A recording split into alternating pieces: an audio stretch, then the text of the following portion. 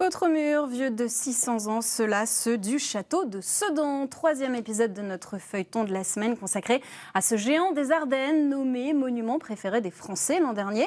Mais comment entretenir ce colosse pour qu'il puisse traverser d'autres siècles? Réponse avec Sébastien Valente, Daniel Samulzik et Eric Rattani.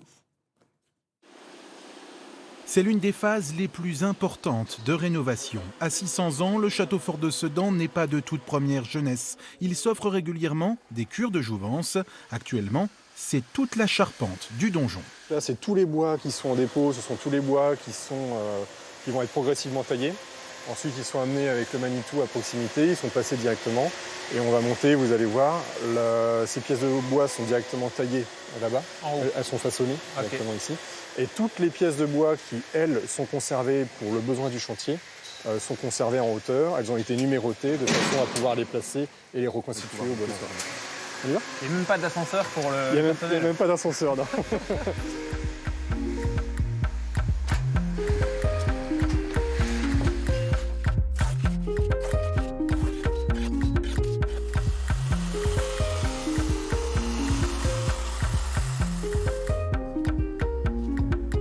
Vous avez ce qu'on appelle un chemisage de maçonnerie, c'est-à-dire vous avez des maçonneries de comblement qui sont à l'intérieur, le chemisage périphérique, le parement périphérique, et le parement intérieur.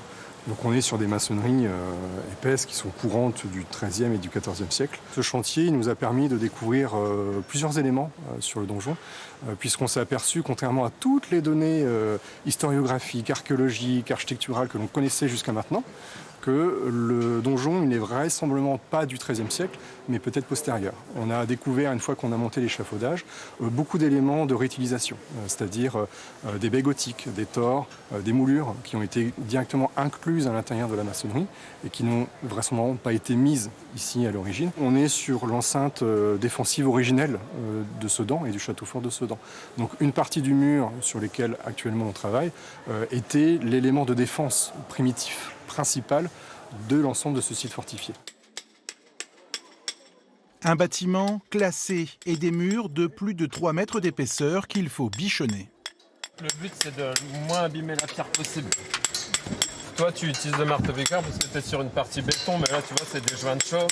Là, je préserve la pierre un maximum. Il n'y a aucun coup sur la pierre. Une rénovation nécessaire qui rassure aussi les visiteurs. Les touristes sont très contents de voir que le château est restauré au fur et à mesure. C'est quelque chose qui les touche aussi de voir que ces vieilles pierres qui ont pour certaines 600 ans ont droit aussi à un petit coup de neuf de temps en temps. 8 mois de travaux pour la charpente, plus d'1 an au total avec la toiture en ardoise violine, une préservation du patrimoine jusqu'aux entrailles du château, car la forteresse abrite aussi de nombreux trésors.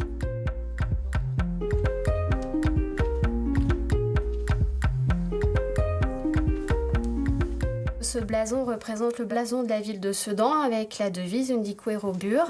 Donc on voit le sanglier, le chêne et puis une partie de fortification puisque Sedan est une place forte très importante du royaume de France à partir du XVIIe siècle. Du travail d'orfèvre et des pièces d'exception préservées, comme pour cette dentelle, début 18e, la célèbre dentelle au point de Sedan, une dentelle à l'aiguille au fil de lin, 6 mètres de long. Mais il y a aussi quelques vestiges d'artillerie. Lors des fouilles des années 1960, on a récupéré bon nombre de boulets, donc on a une belle collection. C'est pour des armes avec des calibres différents, tout simplement. Donc, ce qui montre la richesse aussi de l'industrie des armes et des armures à Sedan, puisqu'on devait fournir le prince. Un patrimoine sauvegardé, préservé et un château fort qui fait la fierté de la ville de Sedan et de ses habitants. À suivre dans notre prochain épisode.